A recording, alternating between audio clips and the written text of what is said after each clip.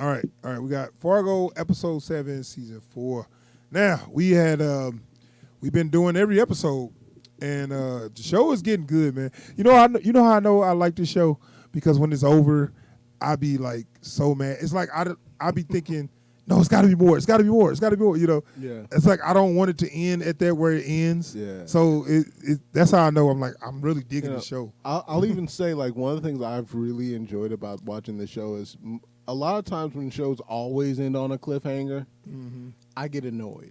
Yeah. Because, like, that's the thing is this show doesn't have, like, tiny little arcs that get resolved. Everything is a part of the larger story. Yeah.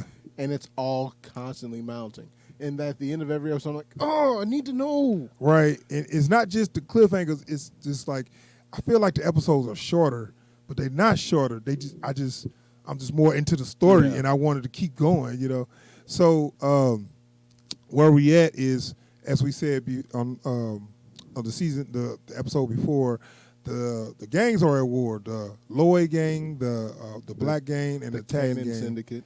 They are at a full on war, and Gitano was kidnapped, and they thought he was dead, but Gitano's been kidnapped, and he's at the mercy of the Lloyd gang, and Josto was trying to come up with a good plan on how he can use this to his advantage.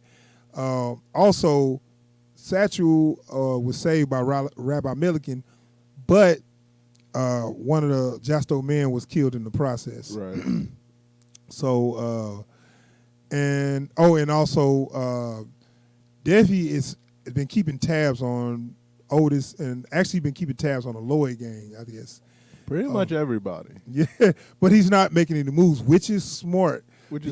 Stay in the background and wait till your chance, or wait till your time to make a move. And it's great for storytelling, like, just because now everyone watching has to be like, okay, who is Defi really after here? Because I know he came looking for Samara and Swanee. But now it seems like he's content to sit back and watch the show. So what's he waiting for? Right, and he's got to know. I'm not sure if he knows exactly where they at, but by following them, you have to follow them right where they're at. Right, Swanee and Samara. But like you said, I think he's been tasked with something. Now he's like, it's something bigger going on. You know what I'm saying? That I'm gonna sit back and see how this all play out. And when the dust settle, either I'm gonna grab, I still can get the two that I'm looking for. Either they dead or alive. Right. But something else going on, and I want to see what happens. And that's where you got Otis, and I feel bad for Otis, man. I just like Otis can't catch a break, man, dude. and because he's such a nervous guy, and we know why. But now he's up against it with both gangs now. Yeah. Where, as we showed last week, the Lloyd gang, the Cannon gang, basically said they own him. So now the Lloyd gang own him. I mean, the Cannon gang own him, and he still work for the Fathers. The Fathers, and now he's in between. But it seems like he's loyal to Cannon. You know what I think it is? Not out of loyalty, but more out of fear. Out of fear. But, like, because one of the things I noticed was, like, this is the first episode I've noticed. I don't know if he's done it previous, but, like, now he actively calls Lloyd boss. Yeah, I did hear him say that. Like, boss, I tried to. And it's like, it's not something he says with effort either. It's like, wait, hold on, boss, what does that mean? Like, just, like, so this is one thing I do like about some conversation he and Defi have. Where Defi's like, well, you just be careful, because remember, even a gold coin only has two faces, right? Mm-hmm. And so it's like, he's basically warning Otis, like, look, you can play both sides if you want to, but at some point, this whole thing's going to collapse. You're going to need to know where you stand. Right. And I don't think Otis knows where he stands. I don't know if he knows who he's more afraid of. Right. But see, that's what, like we said before, he's doing it out of fear, not out of loyalty. And I think, like, and you know what? I forget that Otis is a cop, because where's the law? Like, it's like, dude, it's like, are you? He just seemed like he just a soldier. Like, it's like, cause like, at no point legally did you do anything. It's like, do they just own the police? which Duffy said to Otis that when he looked up Lloyd, he said Lloyd's from New York, and he got cops on the payroll. Yeah. And I'm like, who got on the payroll besides Otis? Which he's not really on the payroll. He just got him by fair, but maybe he got some other cops. But maybe he got cops in New York. I don't know. But yeah, that's the thing. And like I said, I feel bad for him because everybody keep asking him to do stuff, and he tried to do it. And they never ask him to do stuff that's doable. They always ask him to do something impossible. It's like, hey, look, I'm going to need you to go kill the firstborn son of this guy. No, I can't do that because I'm a cop and this guy. I don't care. You get it done. Hey, I need you to steal this very important thing from that guy. No, I can't do that. I know. I don't care. Get it done. And that's why I'm like, dude, they asked him to do some suicidal stuff, and he's already a very nervous guy. It's like, why are you putting this dude in these situations, man? But it's no wonder his condition isn't easing up. Yeah, I know. It's like his OCD is. I have OCD now. You know what I'm saying? I had to deal with that. But okay, so Lloyd got to make some moves. As we said before, they killed Dr. Senator.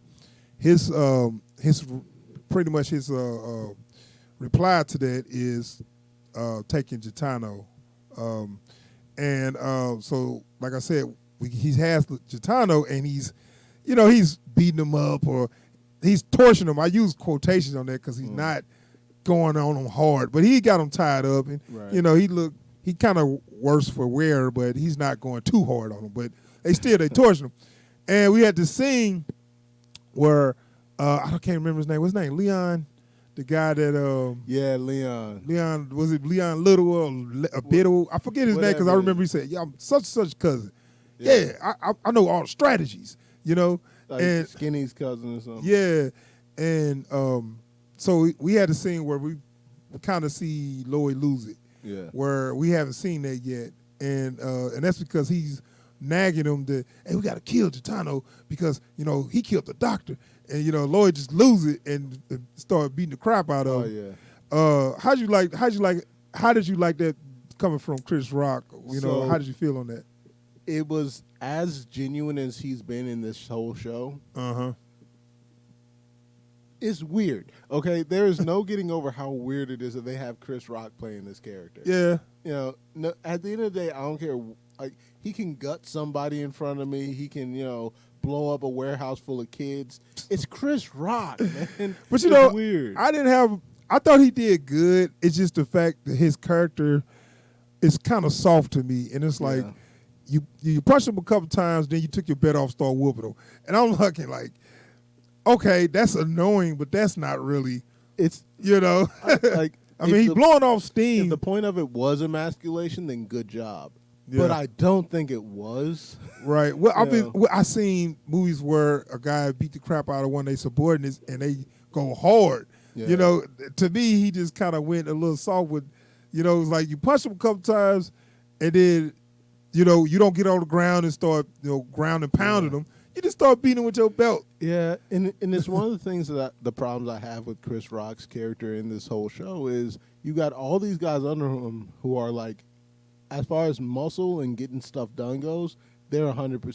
Mm-hmm. They fit this world. Then you had Dr. Senator, who had the mindset for it, and you get these unavoidable feelings that Chris Rock's character is just the face. He looks good in a suit.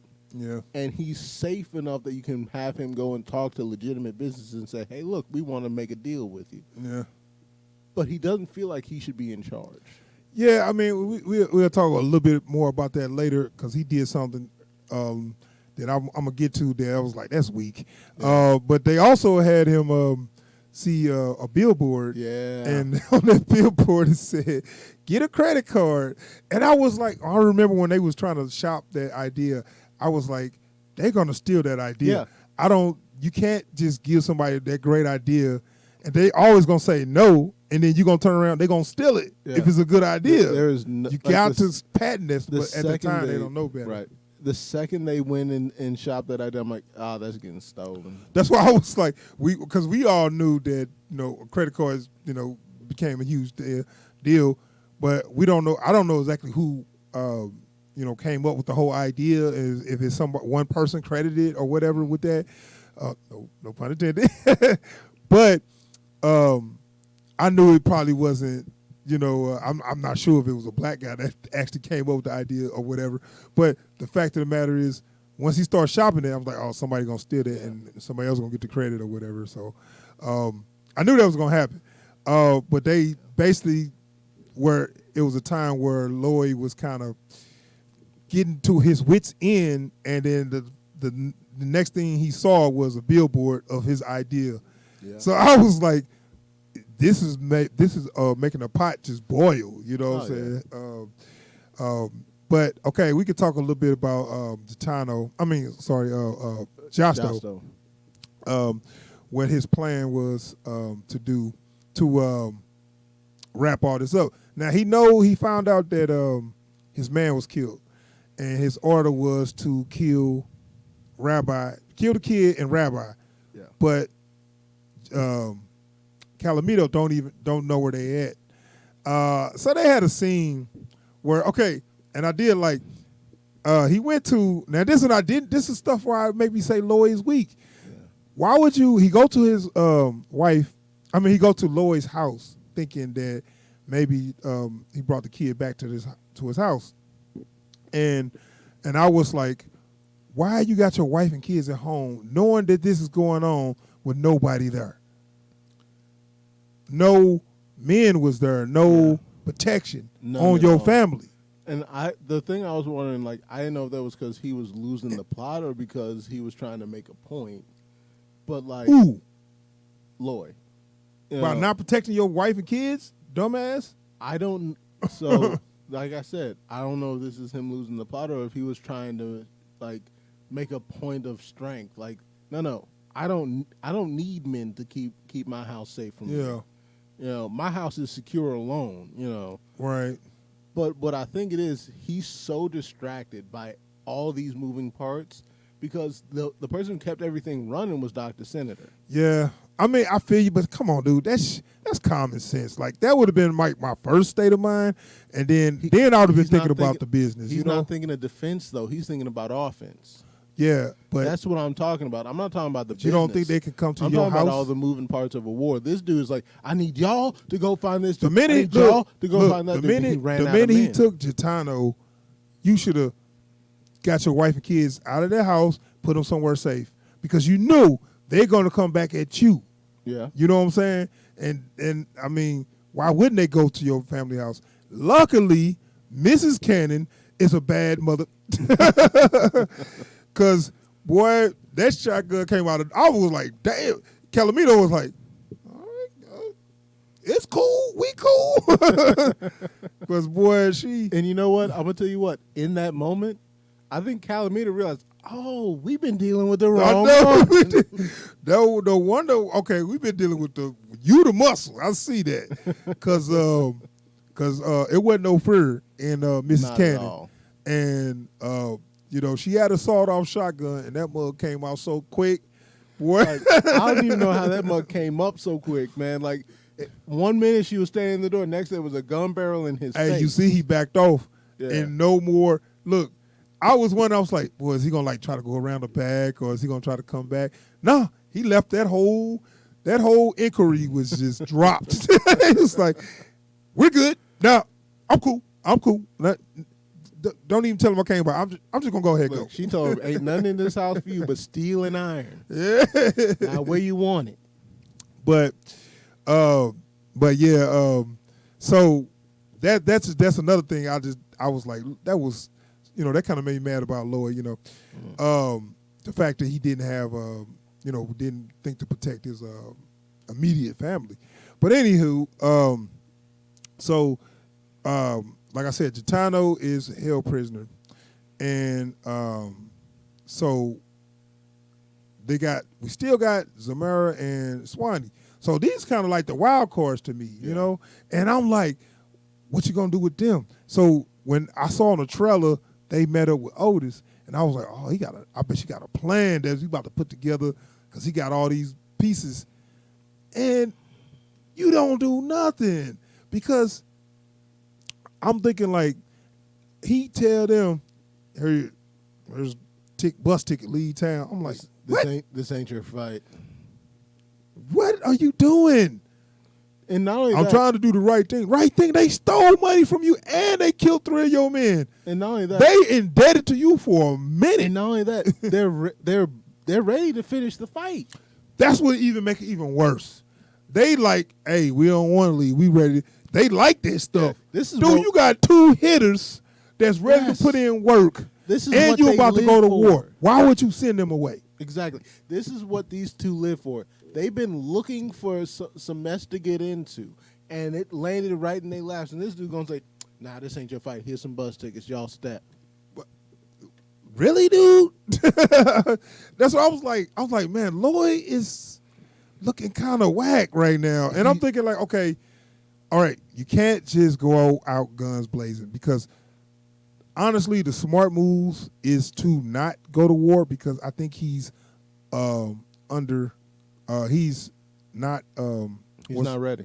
Well, not just that, they got more people because the Italians brought New York in. Yeah. So you know what I'm saying? So I know, okay, he's got they got too many they got a lot of they got too much firepower right now. This is the problem with this whole setup, and I think it's one that Lloyd has been underestimating, but Dr. Senator never did, which is the Cannon Syndicate is purely local. Right.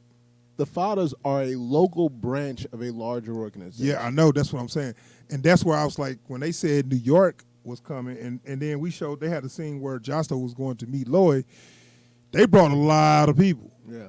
And that was all of like the New York mob or whatever. But this is the thing, the New York mob, they want Josto to patch it up with the Cannons. And you know why? I feel like, because they don't care about that. They don't care about his squabble. They want the money to keep flowing. Yeah. So New York's like, look, I don't care about y'all little whatever. We want the money to keep flowing. But if he killed Gitano, that's a reason to start a war.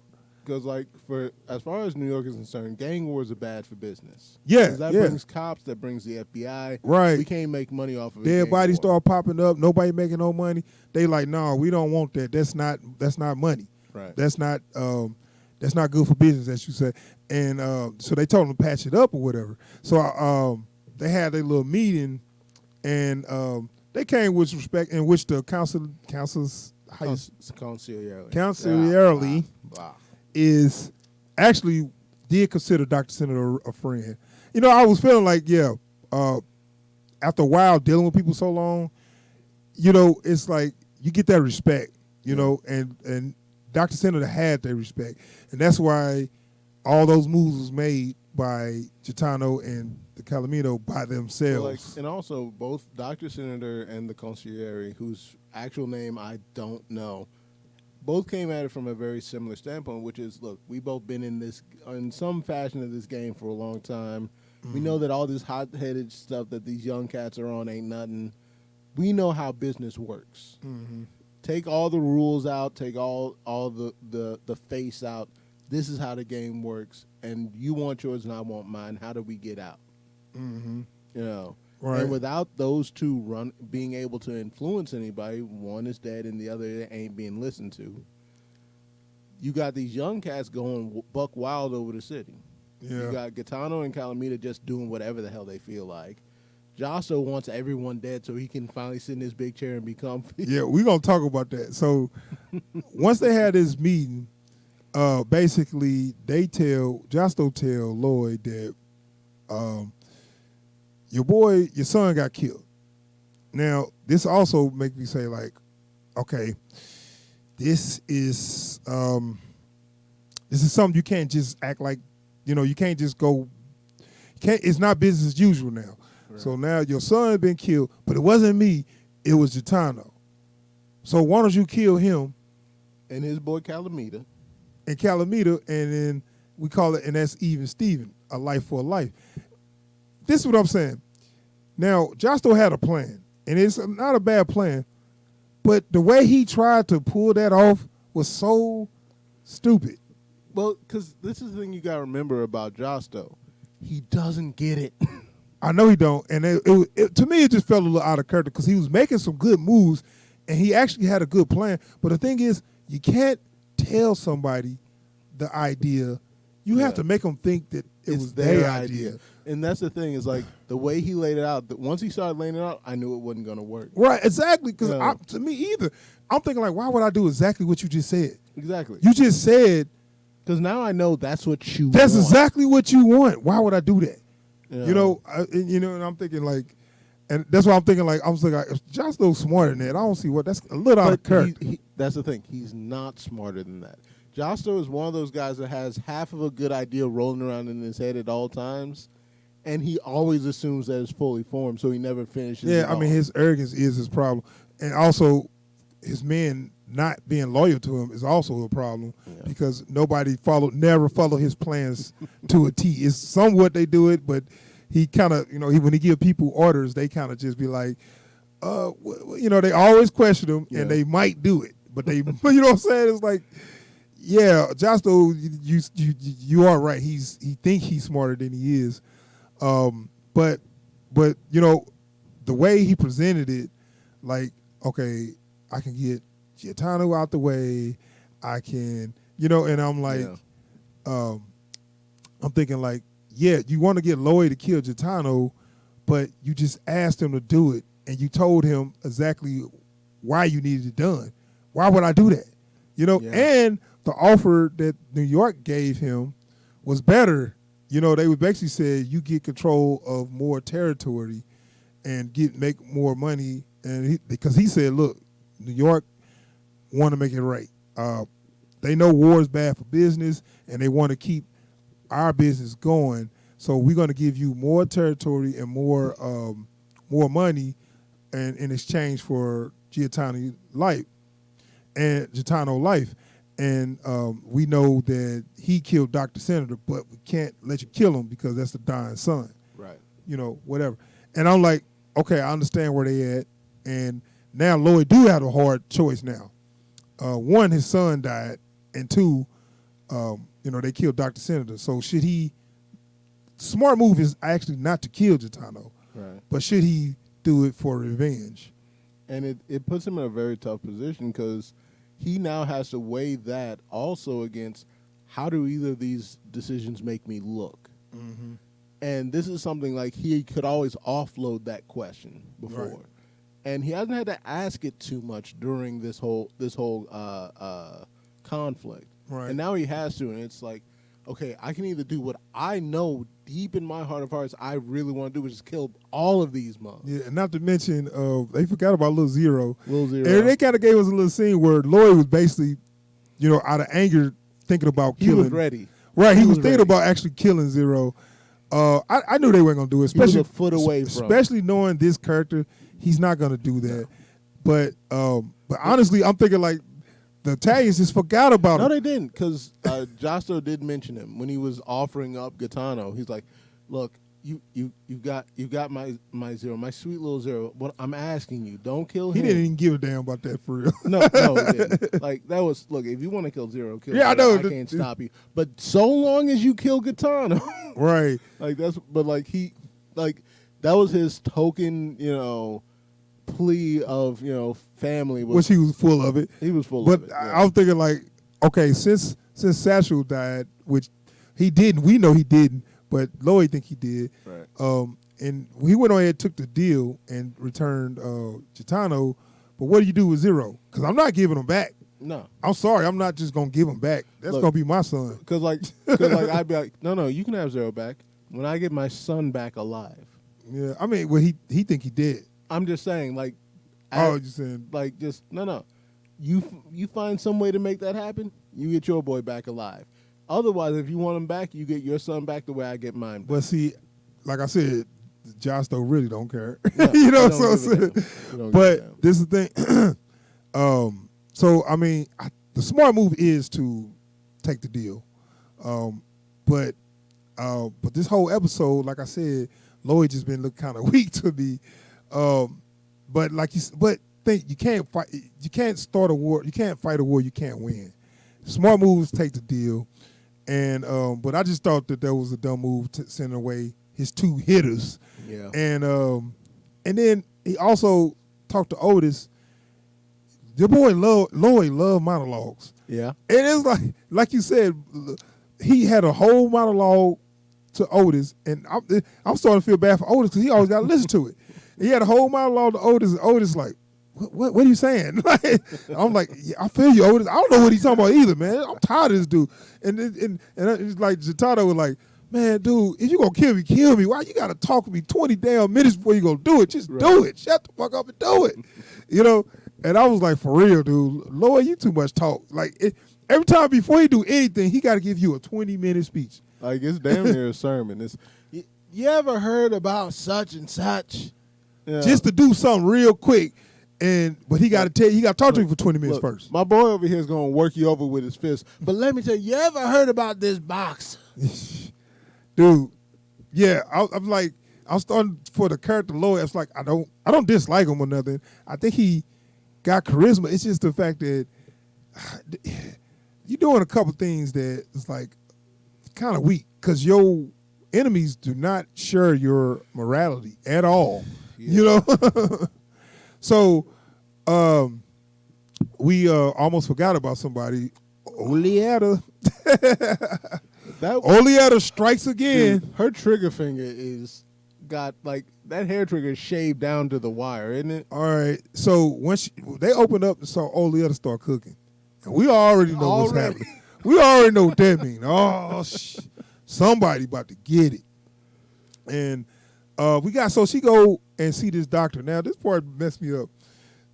Now, you know the doctor that she worked for, he already know what she on, but he gave her another chance. I don't know why she did this, but she come with the cookies she was talking about. Now, he was like, look, I ain't got time for this. I don't want the damn cookies. I just had a big meal. Yeah, I was like, yeah, I think, for a minute, I think, oh, he might smart. make it away. Right, I think he might know something. He might be smart because he probably said, hey, somebody accused her of killing the patients. I ain't about to eat nothing you give me. You know what I'm saying? And she kept on nagging him, and he was like, all right, I'll try one cookie. So he eat them. This is amazing. Who dies that quick? Now, no poison. To be fair, he did not die quickly. Okay, but he that immediately. Was some drawn out. But like, okay, you have to swallow the poison, ingest it, and then go through your bloodstream. No, he ate one. No, he ate a couple of them. No, he ate one. He went back.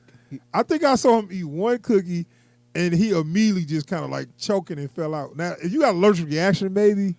I mean, but if this is poison, it could have been strychnine. I think strychnine is pretty fast acting. Don't ask why I know anything about that. Anyways, moving on. So yeah, this dude eats this macaroon, and he immediately starts convulsing. He can't breathe. He falls down the ground. Now I'm asking you this. Do you think she did that just okay, so when he started dying, she went and grabbed a letter out the drawer to see who wrote it and check the handwriting or whatever. You think she did that just to see that letter, or was she already planning to do that, you think? Yes. Yes, for what? To both. So this is the thing, right? I think the moment he dared to question her, that was the day she decided at some point he was going to die. Well, I mean, but not to don't forget that Josto wanted him dead too. Yeah. So she could have been doing that for him. I don't think that factored into it. That could have been at some point she could have been thinking I was already gonna do this. Yeah. But that just made it more quicker. The fact that she needed she needed to see that letter anyway. So like I think it was just at some point this dude was gonna die. Yeah. That was a given. But I'm thinking like, okay, you can't just keep poisoning people without them knowing. I mean, I know this is in the 50s. I don't think she's got the foresight for that. This is the thing, right? Like I'm just saying, I know this is in the 50s, and at some point when they do a cosmetology report autopsy. on him or autopsy, they're gonna see this man was poisoned. Yeah. Who was the last person that gave him some food? You know, it's just I just don't see how this can't come back to her. Right. You know, I will say one thing. Despite being a serial poisoner, she seems to be a really good cook. That's all I'm saying. How you gonna say that? You don't know what the foods to everything she have, and then she cooked. She put poison in it. Look, dude, it just looked good. I ain't never seen anyone eat her apple pie or her macaroons that way. Yeah. Okay, I love apple pie. I've never attacked an apple pie that way, and I'm the kind of dude that. So you saying the cooking's so good that they don't notice that something tastes off? That the taste so good they just eat the whole thing. I'm just saying, like that doctor ate that macaroon like he wanted to go for something strong. Like that dude was savagely eating that. Okay. Yeah. He doesn't strike me as that type. So look, she got the letter, and this is a matter of time before she pieced together who wrote the letter, I believe. So I think they set up her and Ethel Reader to have some kind of showdown. Those or whatever. Names, dude. But I'm thinking, like, do you really have to do all that to find out who wrote that? Like, who else? I guess she could think it could be somebody from the other hospital, but I suppose she hasn't went in her room. But that notebook is so placed in a place that as soon as you open that door and turn the light on, you're going to see immediately, what the hell is this? You know what I'm saying? Yeah. It's not like, and then Ethelreda got the ring, and, like, I know this is something they played, like, 2-3 episodes before, but when is this going to, right. Obviously going to come to head now. And one other thing I did want to talk about this episode. Was that? So you remember a couple episodes ago, we got that weird vision of death, Yeah. We got another little thing like that in this episode. When I don't even remember seeing it. What was it? Lemuel was in the funeral home. They were dropping some stuff off. Yeah. And he's sitting there in the funeral home, and the a dude sits up a little bit out of the coffin. Like, he opens it up and he peeks out. Dude's like all white with some black shades on. And then he creeps back and closes it. He creeps it back closed before Lemuel can turn around. I didn't really notice that. Yeah. I don't know. Maybe I was looking at something else. I should have noticed that. But for some reason, I didn't notice that. Yeah. Yeah, they keep on bringing up this death spirit or whatever this is. I don't know where they're going to go with that. Yeah. We'll have to see, but every time we've seen it, it's like like the scene gets begged off. It gets I mean, maybe it's just saying death is around the corner or something, but yeah. I don't know. I kind of wish they'd leave it alone because it don't belong nowhere. I don't get the point of that device in this show. It doesn't fit. Yeah, but we'll see. But that's basically your whole episode, and it's really. So it kind of stalled the war. Yeah. So they stalled the war, but we still got Gitano, and we don't know what his retaliation going to be for that. But I'm telling you, New York going to tell him to sit your ass down. He ain't got that quit in him. But I know if he going to do something, they can't know it's from him. Right. I mean, that's the problem. Like on their side with Gitano and Calamita is those two want the war. Yeah, I know, but it's like. Eye for an eye. You killed Dr. Senator. That's why we got you. He might be thinking like, well, I did kill a man. Even Steven. We don't know. I think we know this can't be no happy ending. This can't go back to normal. Not. But as right now, they stalled the war. But I think that was pretty much all in the episode. I might be missing one small detail. If there's anything else, we're just gonna miss it. Yeah. So that is our review for Fargo, episode 7. It's 11 episodes. They usually have 10, but they said they had so much stuff left over today. I believe it. That they went ahead and just put it in it, made another episode. There's a lot of stuff going on. But I'm thinking like there's going to be a disjointed episode. I wouldn't mind just seeing the last episode of Where's Everybody Now? Okay, yeah, I can see that. I don't know if that's what they're going to do, but we'll see. But anyway, that is our review for Fargo season 4, episode 7. We will have episode 8. We'll be doing that next week. As of right now, we are going to get out of here. Kind of a late one. Sorry about that, y'all. But thanks for checking out the video, and please subscribe to the channel. It's a little icon. I believe it's right over there. I was pointing the wrong direction last time. So icon right over there that you can press, and it'll subscribe you to the channel. And as always, hit that bell, the bell icon. Set your notifications. English. Set your notifications to all rather than personalized. That way you get every single notification when we go live or when we post a video. And of course, don't forget to like the video and leave a comment down below. Let us know what you thought about the stuff we reviewed today, and let us know what you think we need to review next. And we out of here. Yes. Thanks for checking us out. Peace. Peace.